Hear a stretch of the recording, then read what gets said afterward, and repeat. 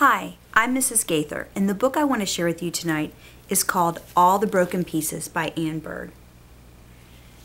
This is a really neat story about the Vietnam War. One of the reasons why I think it's interesting is the middle school generation doesn't really know a lot about the Vietnam War. This particular book is written in verse, it's written in first person.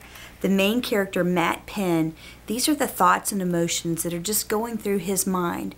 He is a boy that was airlifted out of Vietnam at the end of that war.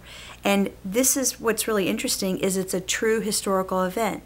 At the end of that war, there were all these Vietnamese moms that lined up the airports and they begged U.S. soldiers to bring those babies over here so that they could have the chance at a different life, one that didn't involve a war-torn country.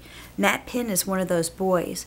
And so he comes to the United States, he's adopted by an American family, and he goes through all the things that a refugee would go through. He has to learn our language, he has to learn how to fit in, and the way the author writes it, you are able to experience his feelings and his emotions about all those things. You also find out that he's carrying a really, really deep secret about something that happened to him while he was in Vietnam. As you go through this book, you learn what it was like to live in a country that was being bombed, that was dangerous, and you didn't know from one day to the next if you were going to survive.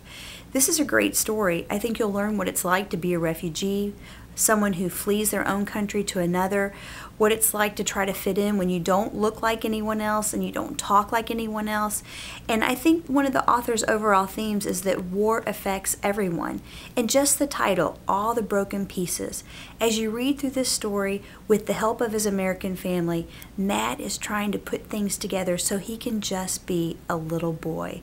It's a great story. I can't wait for you to come to the library and check it out. It's called All the Broken Pieces by Anne Bird.